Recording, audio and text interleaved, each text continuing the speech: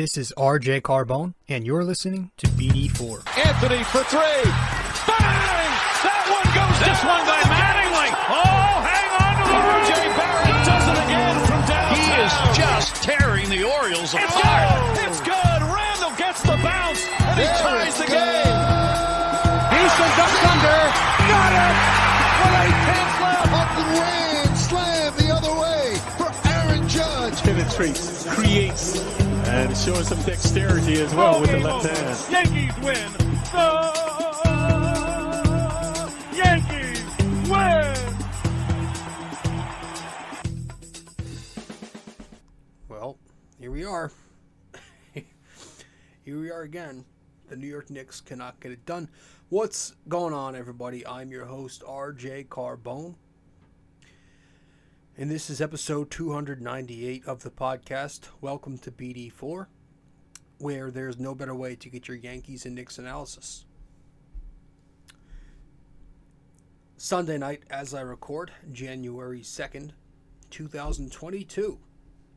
Hope your New Year's is off to a good start, and whatever resolution or resolutions you had are still going.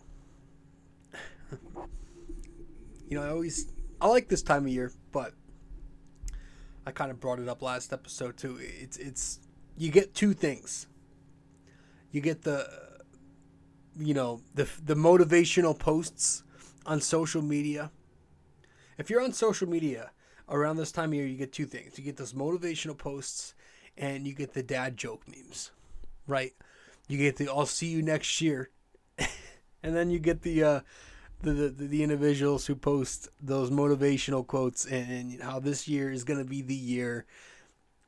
And that's like all that shit makes me want to make my resolution getting the hell off of social media. So that's what I'm gonna work on. Maybe that'll be mine. But hope everybody's doing well. Yeah, it is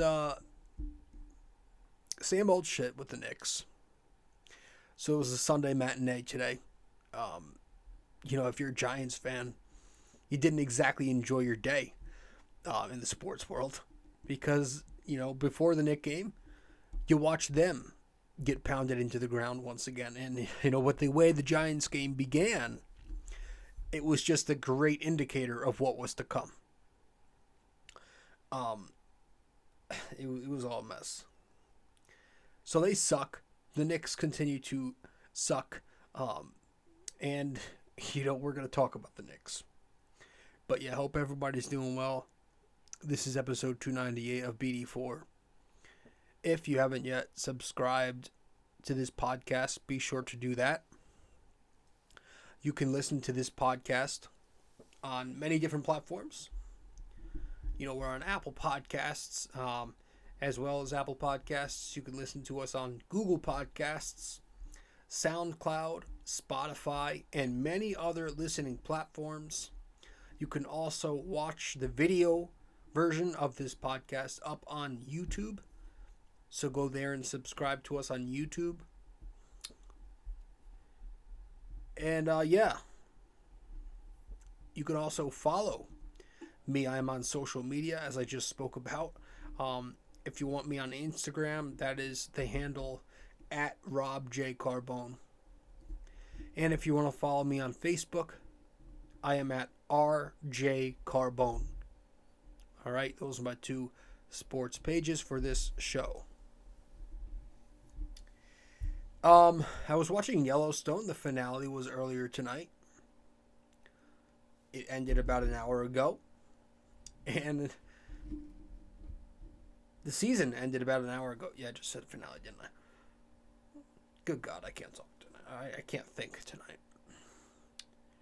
But it was, I guess I couldn't expect a ton from the finale with the way the season went. It was a very slow-paced season. And in my opinion, not a lot went on.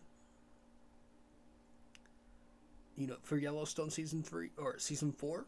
Yeah. I was a little disappointed with everything, man. It just felt like a lot of subplots that didn't really have resolutions to them. And just weren't in. It was weird. it seems like the writers were too focused on, the two side shows, the prequel show, which is actually very good, 1883, and I believe the 4/6 show is coming out sometime, maybe this year. I don't know, but they're working on that one too. But yeah, that's it.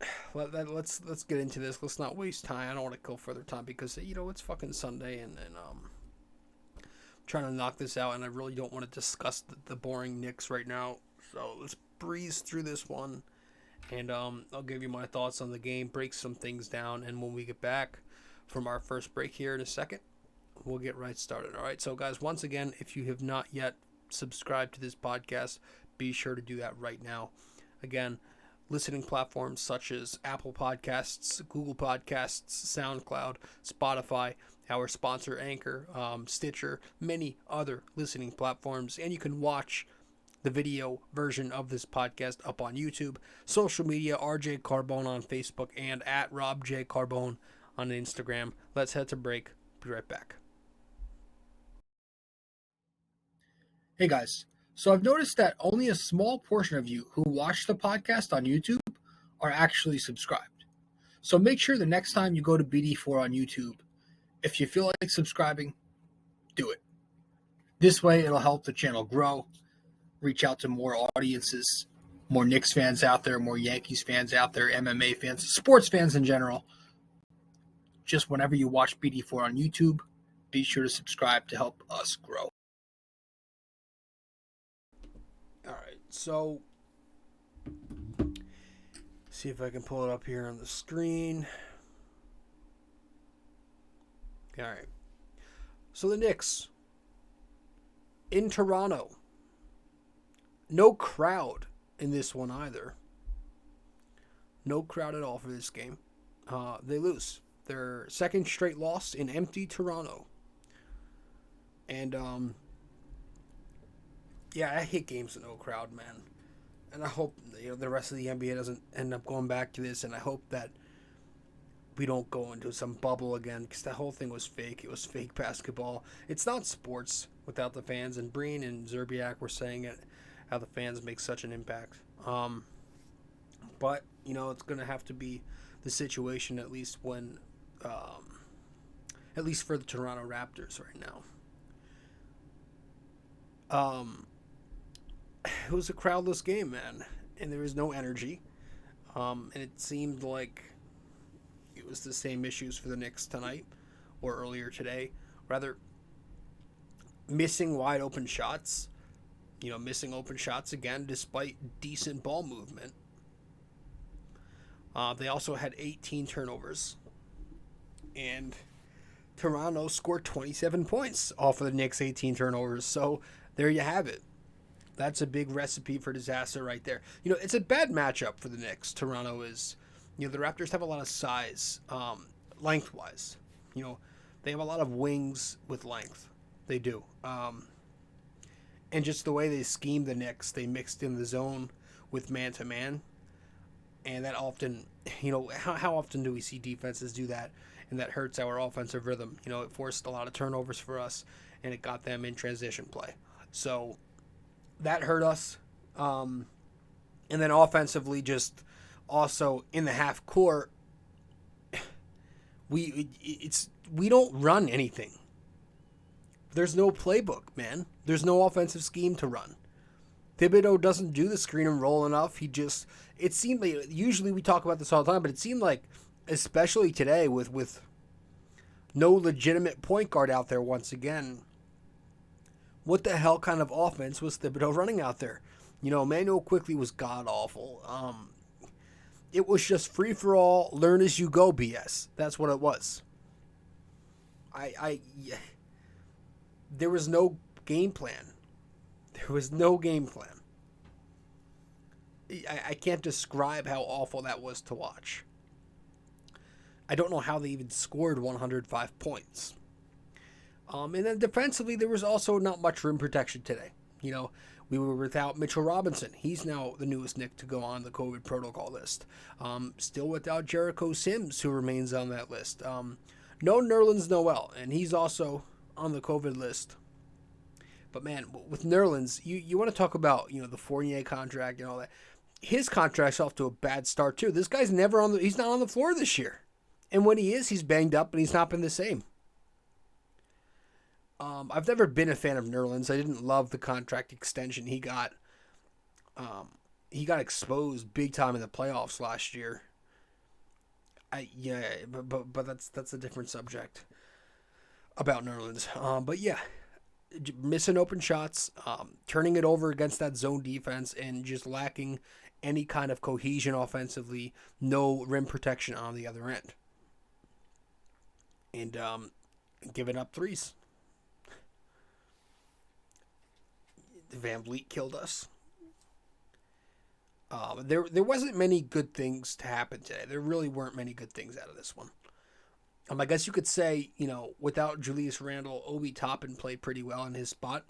Obi Toppin scored 19 points. He had 6 assists, which was nice to see.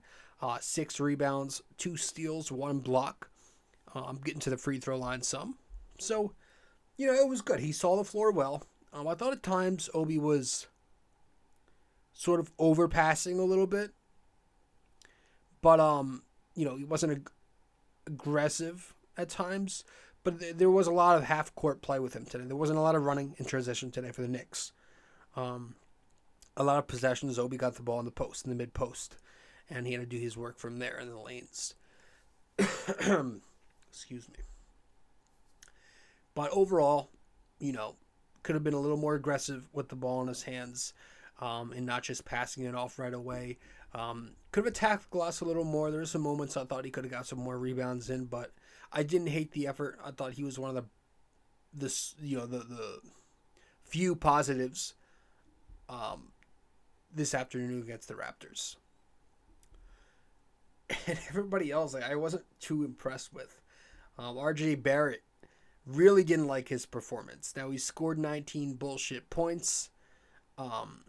Once again, he had the ball and had some more on-ball opportunities without Julius in there. But I really did not like his game today.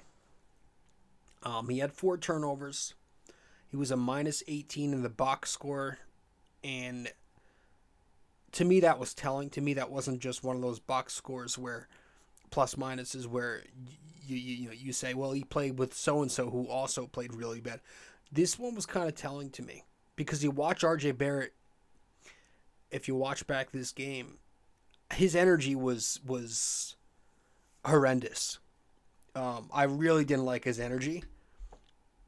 I thought he lacked it. I did. I thought the defense was lackadaisical. He had a defensive lapse earlier, or was it a little later in the game maybe, where there's a miscommunication on a fast break layup or dunk, and he turns to Obi, bitches at him and points his fingers right at him, throws him under the bus. And I thought, as the guy who's supposed to step in and be the leader for the day without Julius, you got to be taking responsibility. You got to take responsibility for your assignment. And if that's not your assignment, you don't go and throw your teammates under the bus there. Thibs gave it to him. There was a possession in the first half.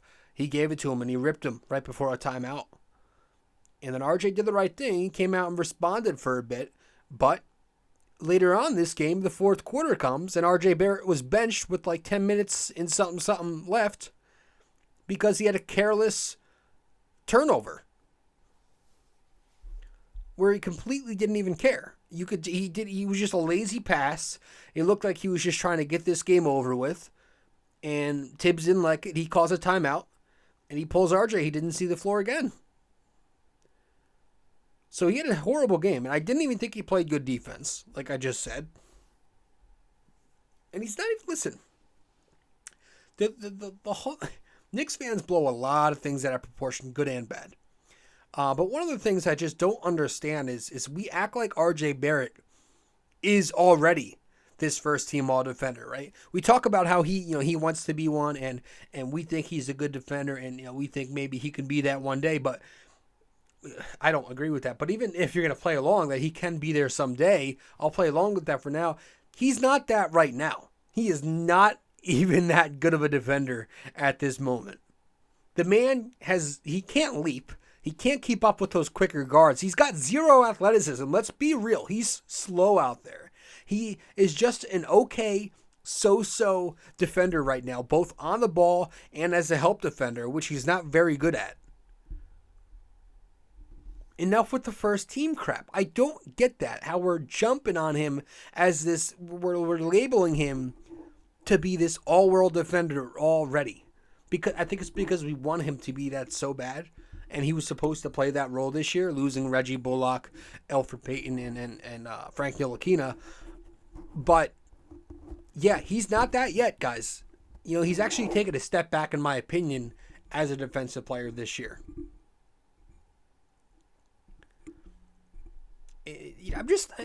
Listen, I've kind of fallen off the RJ wagon. I did once the playoffs hit. I've always been a fan of him, but I've always been, you know, I've been coming less and less high on him as the season has really gone on. You know, once the playoffs hit last year, I kind of really started to see it because teams were running him off the three-point line and making him do things. And to me, this always goes back to what I've been saying for a while about NBA guards and great NBA wings. It's that, you know, if you're an NBA guard or a wing, I always say you need to be great in at least one of three areas. And those three areas are dribbling, you need to be great as a shooter, or you need to be very athletic. And if you're neither of those three, if you're neither great at dribbling, shooting, or you're not a great athlete, you really can't be a great NBA guard or wing. And RJ Barrett is not great in either of those three categories. So that really stands out to me. You're an NBA guard, you need to excel. Not just be decent at, solid at, you need to excel in one of those three categories, and he does not. So I just think RJ Barrett, his career, he just seems like he's going to be a good NBA role player. He's definitely not going to be the superstar who Knicks fans, probably 18 and under were hyping him up to be. But you know what? At one point, for a while last year, I was calling this guy a future all-star player. I don't think he's going to be an all-star ever.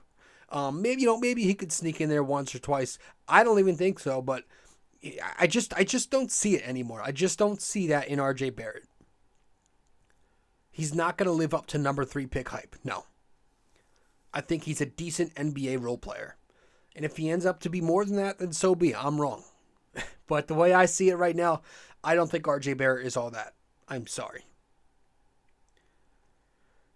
You know who was also benched today? Deuce McBride.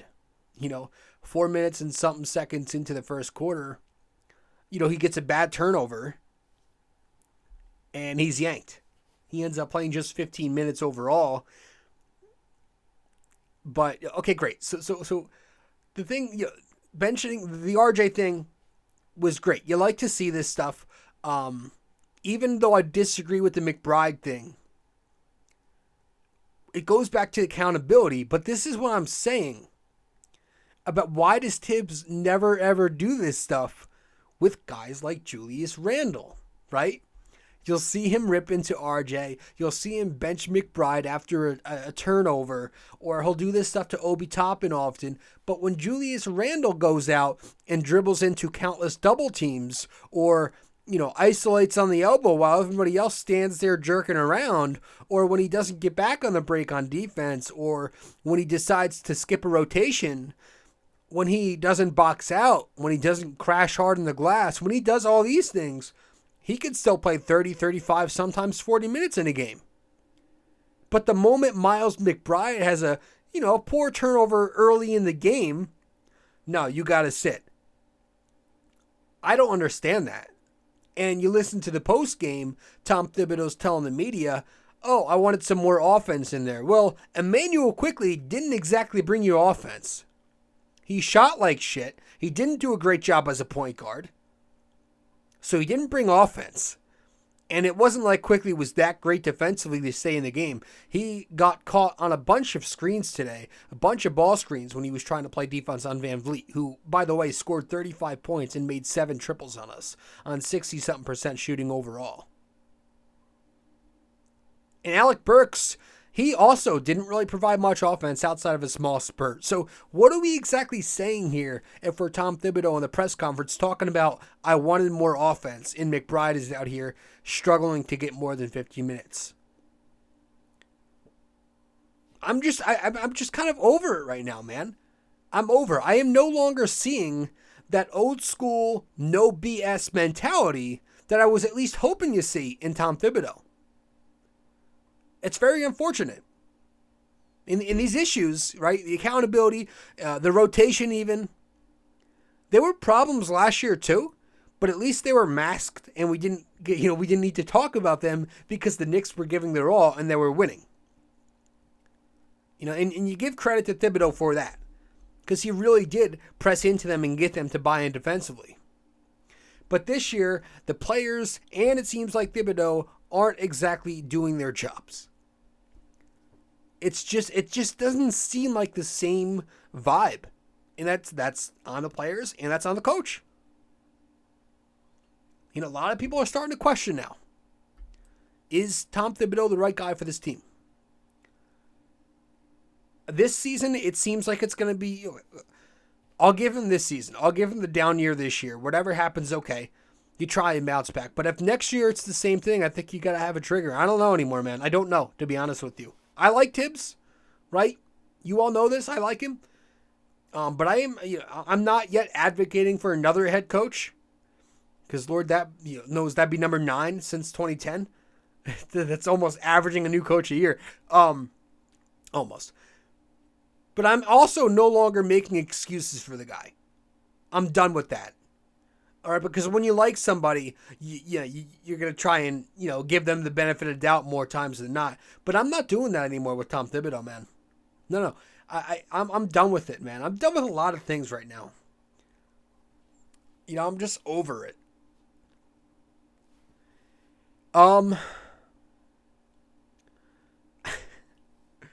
We'll be right back. When we get back from break, we'll talk about some more things. All right.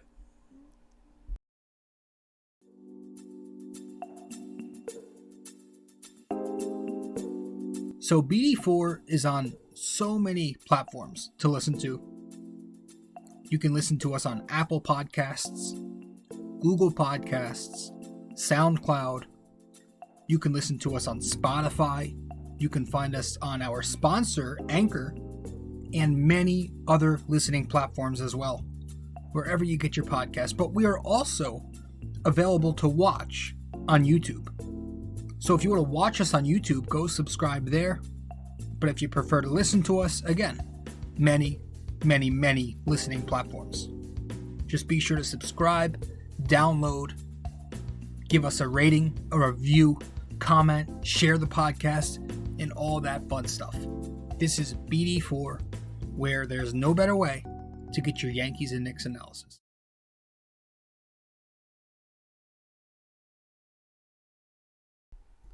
All right. So, Evan Fournier actually led the team with 20 points tonight. It was a fake 20 points. First of all, those points never really came when it mattered. Okay. And, his defense, it just continues to suck. How many times do I have to sit here and watch him? Oh, my God. Just be brutal defensively. You would have thought that would have been one of the things he improved on with Thibodeau as the coach. But no. And offensively, it's the same crap with him, too. He's way too inconsistent, and he did score 20 points, but like I said, it just didn't really come at a productive time. He needs to stop dribbling so much and we really have to start limiting him to just catch and shoot scenarios. I think that's where he's best. The guy was a beast, it felt like, with everybody else, and he comes here and he's having one of his worst career seasons. It's insane. It's insane.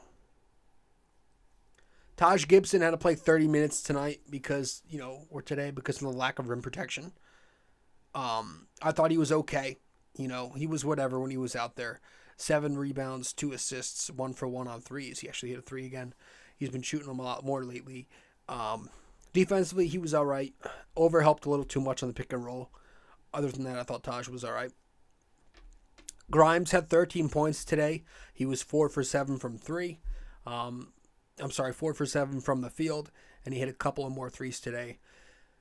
Actually thought he could have played a little more. He got just 22 minutes, and as one of the guys on the Knicks who, one of the few efficient scorers today, felt like maybe Grimes should have got a little more time. I thought Grimes looked good. His help defense today was good. He had 4 steals. He made a couple of tough switches onto Scotty Barnes, who held his own on him. He did a nice job cutting off the lane with his body, using his size. So I thought Grimes was pretty good. Kevin Knox got some minutes today. Speaking of pretty good, Knox was not pretty good. He played 18 minutes, scored 7 points, 2 for 4 field goals, 1 of 3 from 3. But it's the same shit if you watch this guy. He's playing pretty pathetic. He's Kevin Knox. At this point, what do you got to say? Is he in his 5th year now? It's the same thing. Missed assignments on defense. The effort just bugs me every time because this is a guy who is playing to stay in the NBA. He's, you should be playing to stay in this league right now, right? He's playing the way he's playing. It seems like he's locked up under some big contract extension. No. I mean, if you keep playing like this, you're going to be a Shanghai Shark by tomorrow. He's getting limited opportunities and he's not producing. And he's not, it's the effort, right? It's the missed assignments. It's the missed rebounds. It's like it's a balloon up there when he's going for a rebound sometimes. He just taps it. He's not boxing out to get them either. He's not getting out on the perimeter quick enough to contest on his closeouts. And he's not really providing much offense. But occasional shooting, and he refuses to put the ball on the floor and attack the rim. It's the same garbage, I remember when they were first drafting Knox, I was like, oh, Kevin Durant mold. Then I started going, all right, maybe more of a Paul George. Then I was going, maybe more of a Tobias Harris. And then I was, I relegated all the way down to, maybe he can be a Steve Novak type for us. Now this guy, I don't even know. We're headed towards friggin' Ron Baker category. Or you can make a case that Ron Baker made more of an impact than this guy did. Shit. But yeah, this is a guy who's not going to be a Knick too much longer. He's probably just going to play out the rest of his contract just like Frank did, and they'll part ways. You're going to hear a lot of trade talk, but nobody wants him. He's not going anywhere via trade. He's just going to have to play out the rest of his deal. That's just it, man. That's it. This team just is not it. It's all it's all it is. This team doesn't seem to have the roster. They're not really getting a great coaching this year. It's not it. It's unfortunate, and it's hard because you look at all these other teams. All these other teams, man, have got these rookies, these sophomores just going off, right? You have Scotty Barnes on the Raptors, who we just talked about. You have guys like. What's that kid in Orlando? Franz Wagner, Detroit, Cade Cunningham, Tyrese Halliburton. Is he in Sacramento? I mean, he's on fire right now. LaMelo Ball. It's such a pain. And here are the Knicks with a bunch of average role players left and right. They've got old veterans who, are whatever at this point in their career. And then the young players they've got are average role players. Emmanuel Quickly, he's not it for me. He's too inconsistent. What he is right now is what he's probably going to be the majority of his career and a little bit better. But I don't ever think he's going to be the starting point guard that Knicks fans, once again, overhyped the hell out of him. I don't think he's the starting point guard of the future. I think he's exactly what he is, but a little bit better in the future. RJ Barrett, we spoke enough on that. Deuce and Grimes, it's up in air. We have to see. But again, these are all guys. Mitch, Knox. I don't think any of these guys you're going to look at in a few years and go, oh, they're going to be star players in this league. Right? Let's be real. Let's be 100% honest. Of IQ, RJ, McBride, Grimes, Robinson, Knox, and am I missing anybody else? Toppin? Do you look at any of them and say, that's going to be the superstar that takes us, that's going to be this perennial all-star even? I don't, Then you got the vets, like I said. Taj is Taj. He's not going to give you much. He's going to help out. Derrick Rose is old and can't stay on the floor. He's very good when he's on the floor, but, he's out 8 weeks right now with the ankle. Kemba, his knees are completely burnt. He's garbage water when he plays anyway. Fournier, it looks like he's the second coming of Tim Hardaway Jr.'s contract. Randall, he's forced to be our number one option. The way we play with him is garbage. The way we play without him, we clearly need his scoring, but the problem is, which Randall are we going to get? Are we going to get the Randall that we need or the Randall that, has shown up most nights this season? It's not a great roster construct. And I hate to blame the front office because they, making the playoffs last year may have kind of distorted our vision and gave us this thought that this team has, a better shot than we thought. It kind of forced them into making these decisions with Kemba, with Fournier, with Randall, the extension, Noel's extension, even the Rose contract, which was very pricey. You know what I mean? When maybe we should have kept our eyes on the long-term goal here. Was making the playoffs really good for us long-term? Did it mess up the vision? You look at these other teams who are going for it, and we also missed out. Even the signings we did, these win-now signings we made, we did miss out on a lot of other things. Lonzo Ball. The Bulls are killing it with Lonzo, Levine. They went out and got Vooch. They made trades. They pulled the trigger and they risked it all for a very good team in the East. To be a very good team. They have a shot. They've got young talent, so even if it doesn't work out this year, they have a lot of young talent on that team. I think their GM did a wonderful job. And 35 points for Van Vliet. Everybody didn't want his contract. Well, he's playing pretty well for them. 35 points. And he always kills us. And he's a good point guard that I would have liked to have him. I think I said I didn't want to go too much past 20 AAV, but shit, it hurts to see all these guys perform the way they're playing and to see the Knicks where they are, right? So, in my opinion, if I'm Thibodeau, I give this team, or, this is probably more the front office, if anything, if we're still hovering around 500, a couple games above or below by the halfway mark, which is coming up, by the way. I think we're about 45% of the way through the season. If we're still above 500, below 500, we're 17 and 20 right now, by the 50% mark,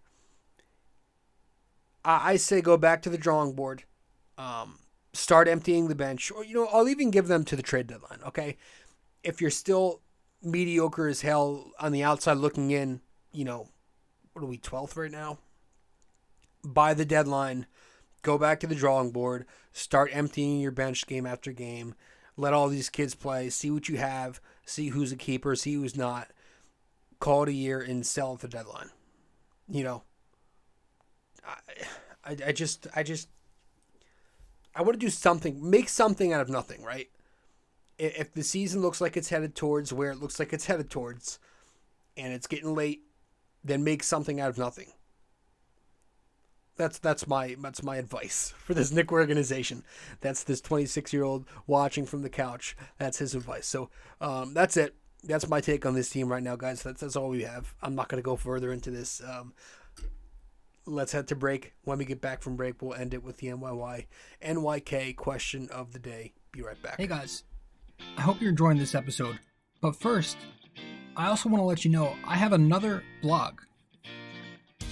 The blog I'm writing for is on ultimatesportsnetworks.com, titled The Bomber Bacher Blog.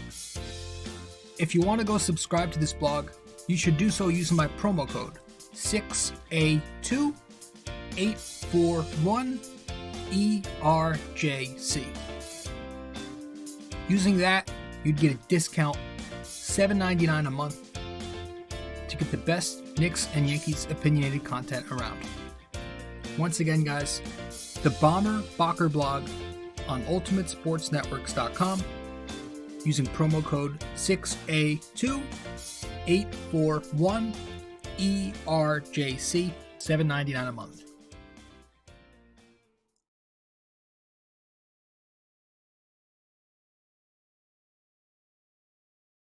A custom wall tapestry is a surefire way to uplift any room's aesthetics with a personal touch.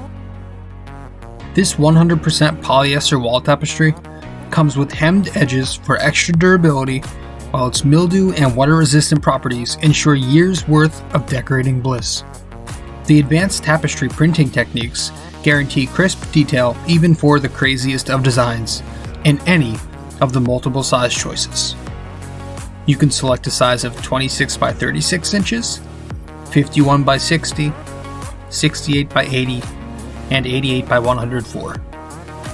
These wall tapestries usually ship in 7 to 10 business days, and the price ranges from $24.99 to $69.99, all dependent on the size you select. The Bomber Bocker blog wall tapestries come in orange, gray, and black. But most importantly, be sure when purchasing a wall tapestry for the Bomber Bocker blog that you use promo code 6A2841ERJC. 6A2841ERJC. Just go to ultimatesportsnetworks.com and click on the Shop MVP tab, searching the Bomber Bocker blog. And there you have it.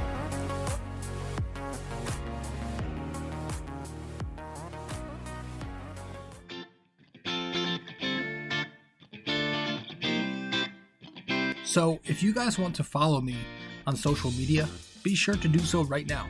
I'm on Facebook at rjcarbone, and I'm also on Instagram at rjcarbone.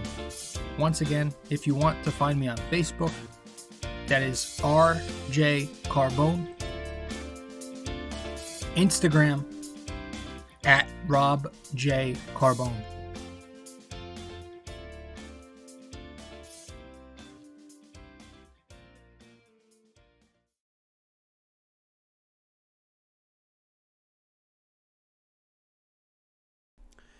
All right, so let's wrap this up with the NYY-NYK question of the day.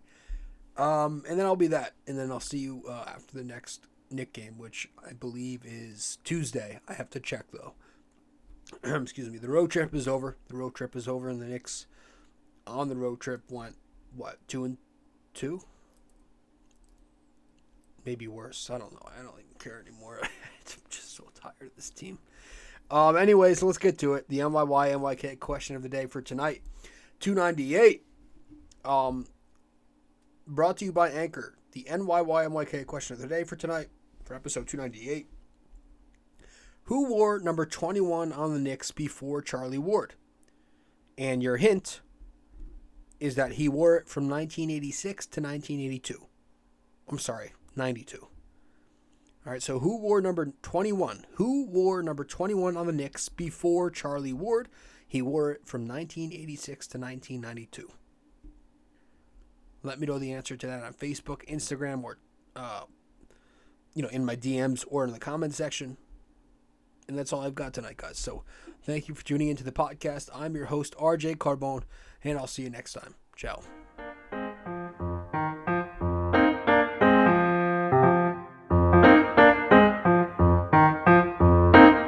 This podcast is brought to you by Anchor. It's the best way to make a podcast. Download the Anchor app or go to anchor.fm.